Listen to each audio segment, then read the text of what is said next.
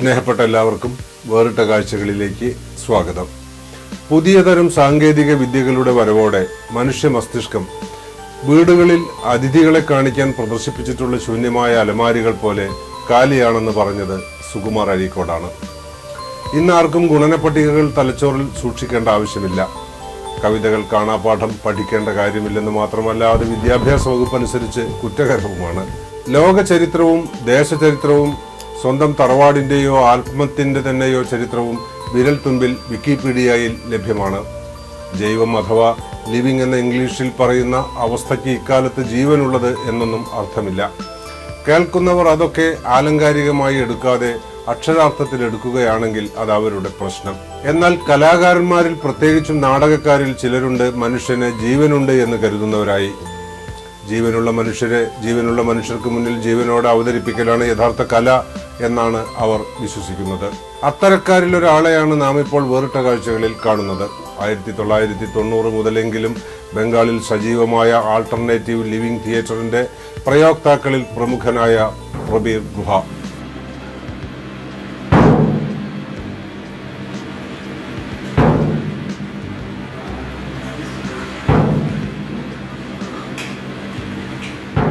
Actually, I had no tradition of doing theatre in my family. I am the first person, you can say, I started doing theatre. I heard that my father once he acted in Shirazdullah play, but I have not seen, just heard, I don't know. But what happened actually, I was very much active in politics, student politics first, then I got to the agricultural people, with the farmers. I started staying there and working with them in rural area. And as I am grown up with the minority communities, especially with the Muslims, I grown up. So I have seen their sorrows, I have seen the hatred condition of the Hindu society. All those things I have seen, and I'm very much touched. I was very much touched. So from then I thought that I will do something in my life for them. I must do something. So when I thought of doing theatre, then for two reasons I took the decision. One is it is secular, very much 100% secular area. So this is the one reason. And the second reason is that I can say whatever I want. I have that freedom. I can practice my freedom here. So I joined in theatre. I started working with a big group, and after 6-7 years of work, I immediately understood again, this theatre I won't do, because this theatre only serves for the city people. It's an urban theatre. This is an entertaining theatre. I need a different kind of theatre. Then I got a book, Towards a Poor Theatre by Jerzy Grotowski. That book changed my vision. Yes, I didn't understand theatre. There are a lot in theatre. Then I started thinking what to do now, how to do it. The book, I was half understood, you can say. In this juncture, I saw Baduldas production, Badul Circus production, and immediately I got the way. Yes, now I understand the whole book. Then I joined with Badulda. I worked with him for 3 months. Then I thought Badulda's theatre is also different. He is doing the urban theatre, city theatre. Badulda's approach is right, philosophy is right, but my target audience is different. His target audience is different, mine is different. So if I want to reach my audience, I need to create my own theatre. Then I established my own group, Living Theatre, and started working with it.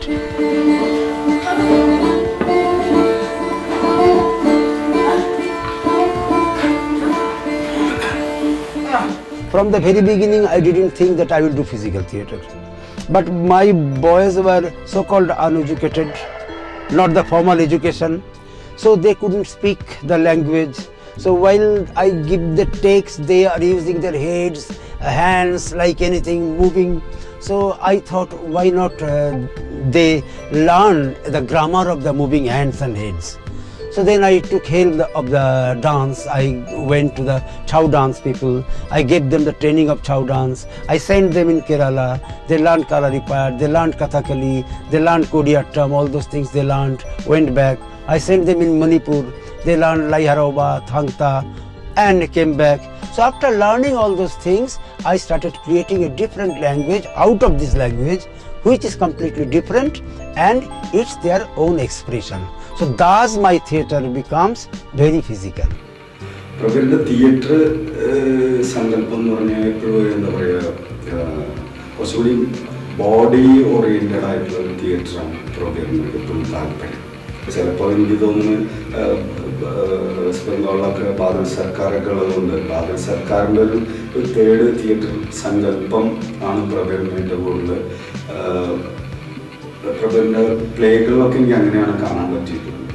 Third theatre സങ്കല്പം ഈ വലിയ വലിയ ലൈറ്റുകളുടെ അതിപ്രസരോ അല്ലെങ്കിൽ കോസ്റ്റ്യൂംസിൻ്റെ വലിയ വലിയ പളവളപ്പോ അത്തരം കാര്യങ്ങളൊന്നും ഇല്ലാതെ ആക്ടേഴ്സിനെ പരിപൂർണമായിട്ട് ഉപയോഗിച്ചുകൊണ്ട് ഉള്ള നാടകങ്ങൾ വാർത്തെടുക്കാറ്.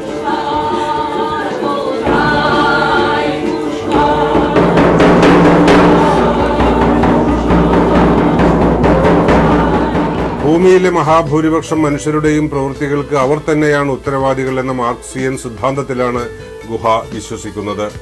ബംഗാളിലെ ഒരു ഉൾനാടൻ ഗ്രാമത്തിലാണ് ജനിച്ചതും ബാല്യകൗമാരങ്ങൾ ചിലവിട്ടതും. നഗര ജീവിതത്തെക്കുറിച്ച് അധികമൊന്നും അറിയാമായിരുന്നില്ലെങ്കിലും ചെറുപ്പം മുതലേ രാഷ്ട്രീയ പ്രസ്ഥാനങ്ങളിലുണ്ടായിരുന്നു. അവിഭക്ത കമ്മ്യൂണിസ്റ്റ് പാർട്ടിയിലും പാർട്ടി പിളർന്നപ്പോൾ തീവ്ര ഇടതുപക്ഷത്തോടൊപ്പവും പ്രവർത്തിച്ചു. പക്ഷേ അധിക നാൾ നീണ്ടുനിന്നില്ല ആ ബാന്ധവം.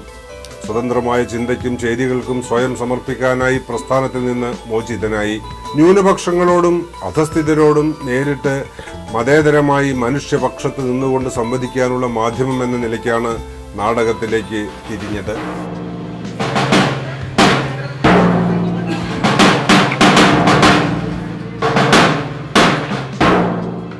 I established my theatre in 1977. It's in small district town, Khorda.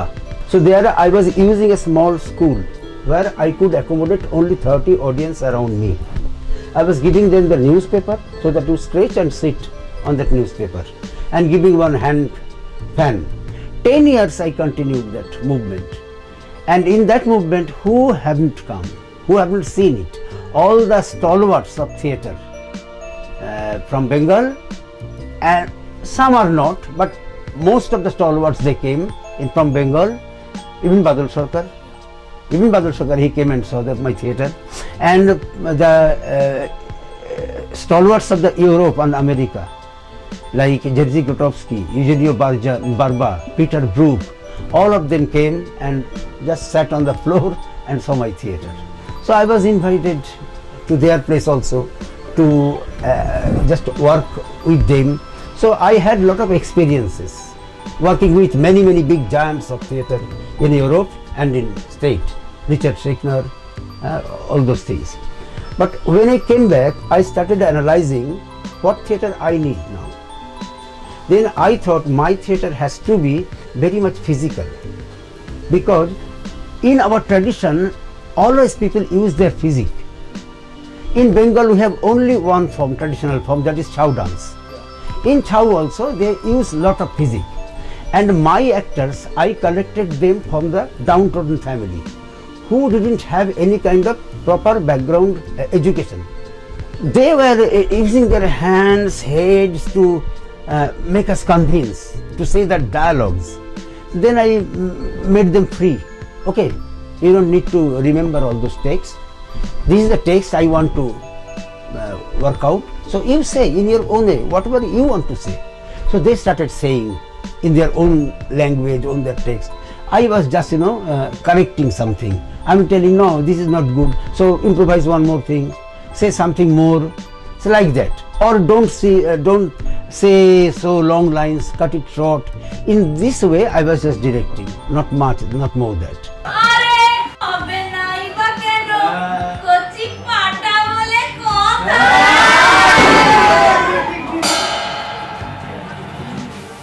നിലവിലുള്ള നാടക സങ്കല്പങ്ങൾ പക്ഷേ പ്രബീർ ഗുഹയെ തൃപ്തിപ്പെടുത്തിയില്ല. ബംഗാളിൽ പ്രചാരത്തിലുണ്ടായിരുന്ന സിറ്റി തിയേറ്റർ സമ്പ്രദായങ്ങളിൽ നിന്ന് വ്യത്യസ്തമായി യഥാർത്ഥ ജീവിതം പ്രതിഫലിപ്പിക്കുന്നതെങ്കിലും ചെയ്യാനാവുന്നില്ലെങ്കിൽ ഈ രംഗവും വിടേണ്ടി വരുമെന്ന് കരുതിയിരിക്കുമ്പോഴാണ് പോളിഷ് നാടകക്കാരൻ ജേഴ്സി മാരിയൻ ഗ്രോട്ടോസ്കി ലഡ്വിഗ് പ്ലേസുമായി ചേർന്നെഴുതിയ ടുവേർഡ്സ് എ പുവർ തിയേറ്റർ എന്ന വിശ്രുതമായ ഗ്രന്ഥം വായിക്കാനിടയായത്. അതോടെ പ്രബീർ ഗുഹ ജീവനുള്ള നാടകം ലിവിംഗ് തിയേറ്റർ എന്ന ആശയത്തിലേക്ക് എത്തിച്ചേർന്നു. നഗര കേന്ദ്രീകൃത നാടക സംഘങ്ങൾ ലക്ഷ്യം വെക്കുന്ന പ്രേക്ഷക സമൂഹത്തോടല്ല തനിക്ക് സംവദിക്കാനുള്ളതെന്ന് തിരിച്ചറിഞ്ഞ ഗുഹ വാക്കുകൾ ശരിയായി ഉച്ചരിക്കാൻ പോലും അറിഞ്ഞുകൂടാത്ത നിരക്ഷരരും അസംസ്കൃതരുമായ സാധാരണക്കാരെ അഭിനേതാക്കളായി തിരഞ്ഞെടുത്തത് ഒരു ട്രൂപ്പുണ്ടാക്കി.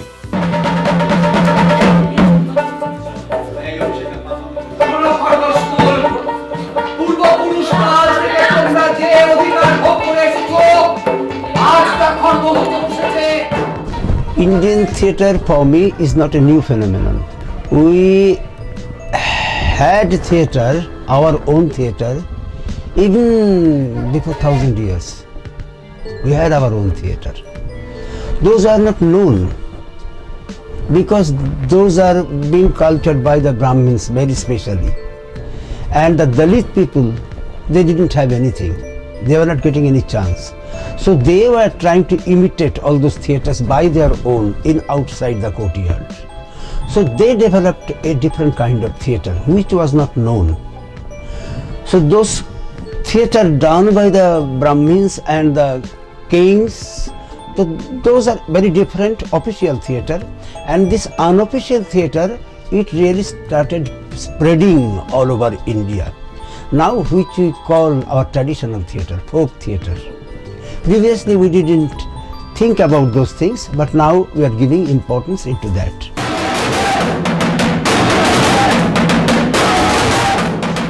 The establishment, from the very beginning they understood theatre is a very sharpened weapon.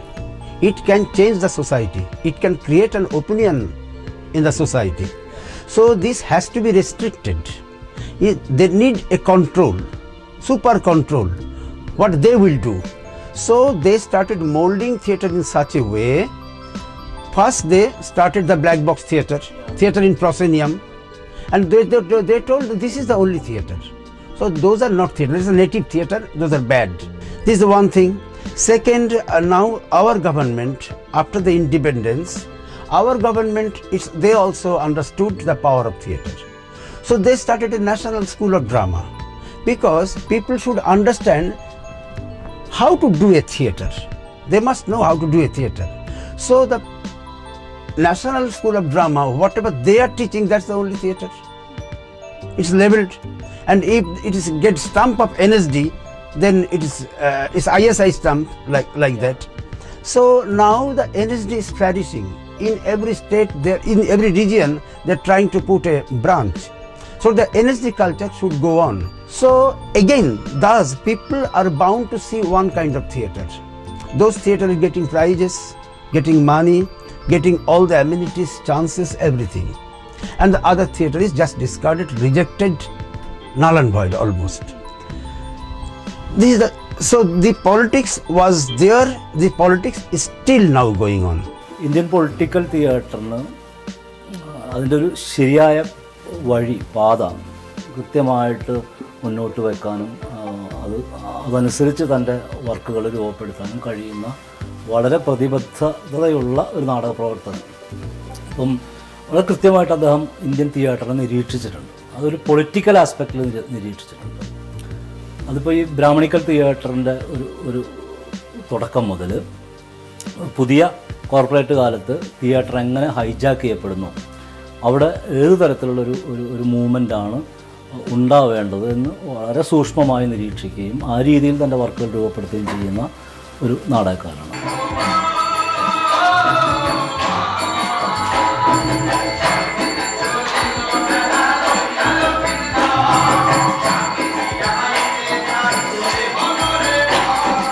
തന്റെ നടീനടന്മാരെ സാമ്പ്രദായിക ഡ്രാമ സ്കൂളിൽ അയച്ച് പരിശീലിപ്പിക്കുന്നതിന് പകരം അദ്ദേഹം അവരെ ഇന്ത്യയുടെ തെക്കും വടക്കും കിഴക്കും പടിഞ്ഞാറുമുള്ള സംസ്ഥാനങ്ങളിലേക്ക് അയച്ചു. കഥകളിയും കളരിപ്പയറ്റും കൂത്തും കൂടിയാട്ടവും മണിപ്പുരയും ഒഡീസയും ബിഹുവും ഭോർത്താലും ബാഗുരുമ്പയും യക്ഷഗാനവും ദുല്ലു കുനിതയും അഭ്യസിപ്പിച്ച് സ്വന്തമായൊരു നാടക ഭാഷ നിർമ്മിച്ചു. ശരീരചലനത്തിലൂടെ ആശയവിനിമയം സാധ്യമാക്കുന്ന രീതി വികസിപ്പിച്ചെടുത്തു. ഒരേ സമയം 4-5 നാടകങ്ങൾ പഠിപ്പിച്ച് ഇന്ത്യയിലുടനീളമുള്ള നാട്ടിൻപുറങ്ങളിൽ അരങ്ങേറ്റി. പീറ്റർ ബ്രൂക്കിനെ പോലുള്ള പ്രഖ്യാത നാടകാചാര്യന്മാർ ഗുഹയുടെ നാടകങ്ങൾ കാണാൻ ബംഗാളിലെത്തി.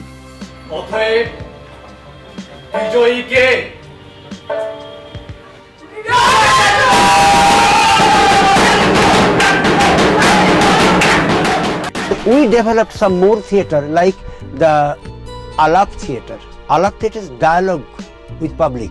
The subject is dowry. We started the play on dowry. And in some momentum, at last, the girl is going to commit suicide because her father can't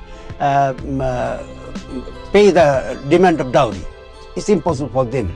So when she goes for the suicide, as a director, I come on the front and ask not to commit suicide immediately. Let's take the decision of the people, what they say. So I ask the people, what do you say? She can commit suicide? Then people said, no, I have some suggestions. Tell me, what are the suggestions? So they started giving suggestions, and accordingly my actor starts acting. So this is one form, Alap theatre, dialogue theatre. Then another form we invented, theatre of feelings. In theatre of feelings, we maximum can take 50 audience. And 50 audience, you cannot see the theatre, you have to feel the theatre only. So from the beginning you have to close your eyes, at the end you can open your eyes. And within the closed eyes, you will feel many things. I will tell a story, and story you will feel with touch, with taste, with listening. All the other thing will be happening except you cannot see. So this is another play, and we have seen the effects of this kind of plays, very stronger effect. Another form we invented, that is journey theatre. It is also taken from our tradition. We start in one place and we start start making journey, and audience follow us, and finally in some point we finish it. So people get a different kind of taste of theatre. It's very living condition for them. And now we are experimenting theatre according to the space. We are not designing any space for the theatre. Wherever we go, whatever space we are getting, how to explore those space for my play. So maybe sometime we change the play accordingly, little bit. So these are the things I know I am doing. 30 വർഷം മുൻപ് കേരളത്തിൽ വന്ന് ഇവിടുത്തെ നാട്ടുപുറങ്ങളിൽ നാടക പ്രവർത്തനങ്ങൾ നടത്താനോട് സഹകരിക്കാനും ഇവിടെ ക്യാമ്പുകൾ നടത്താനും നാടകം സംവിധാനം ചെയ്യാനും കാണിച്ചിരുന്ന അതേ ഊർജ്ജസ്വലതയോടുകൂടി തന്നെ ഈ പ്രായത്തിലും ഇപ്പോഴത്തെ അവസ്ഥയിലും ഇന്നത്തെ സാഹചര്യത്തിലും ഇദ്ദേഹം ഇവിടെ വന്ന് പ്രാദേശിക തലത്തിൽ തന്നെ വന്ന് ബന്ധപ്പെട്ട് പ്രവർത്തിക്കാൻ കാണിക്കുന്ന ഊർജ്ജസ്വലത അത് എന്നെ സംബന്ധിച്ച് എനിക്ക് വളരെ ആകർഷകമായിട്ട് തോന്നിയിട്ടുണ്ട്.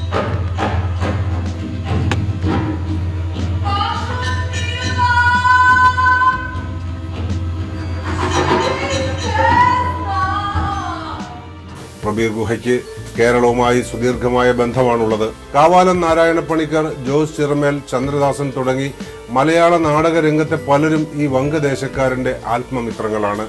കേരള സംഗീത നാടക അക്കാദമിയുടെ ദേശീയ അന്തർദേശീയ മേളകളിലും പലതവണ ഗുഹയുടെ ലിവിംഗ് തിയേറ്റർ പങ്കെടുത്തിട്ടുണ്ട്.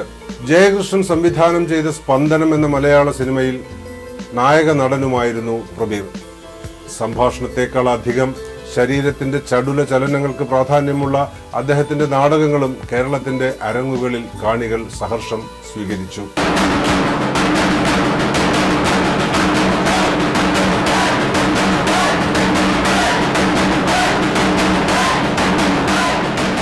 നെമ്മനങ്ങാട് തിയേറ്റർ വില്ലേജിൻ്റെ നാടക ക്യാമ്പുകളിൽ 2015-ലും 2016-ലും വന്ന് പങ്കെടുക്കുകയും ഞങ്ങൾക്ക് അതുപോലെ തന്നെ അതിലെ ആക്ടേഴ്സിന് വേണ്ട നിർദ്ദേശങ്ങൾ തരികയൊക്കെ ചെയ്ത അദ്ദേഹത്തിൻ്റെ നാടക പ്രവർത്തനം നമ്മുടെ ഇന്ത്യയിലെ ഈ കലാകാരന്മാർക്കൊരു മാതൃകയായി പരിഗണിക്കാവുന്നതാണ്. If you are not very much capable of handling those modern technology, you are not able to do theatre. It means if you haven't a big amount of money to spend in theatre, then you cannot do theatre. It means if you don't know good English in American accent or British accent, you are not in theatre. So this is the thing going on, and they are promoting this theatre only. Now in India they have started doing 1 crore production, spending 1 crore just for one production. They have started it, and the NSD people are doing it. So as I told before, the conspiracy is to take theatre from the people and establish it, prove it. It is for simple few persons theatre. It's nobody's thing. Theatre is such a thing. So against that theory, we need to take a challenge. While your theatre production cost 100 crore for one production, our cost will be 100 rupees per one production. That challenge we need to take, and that challenge will save us.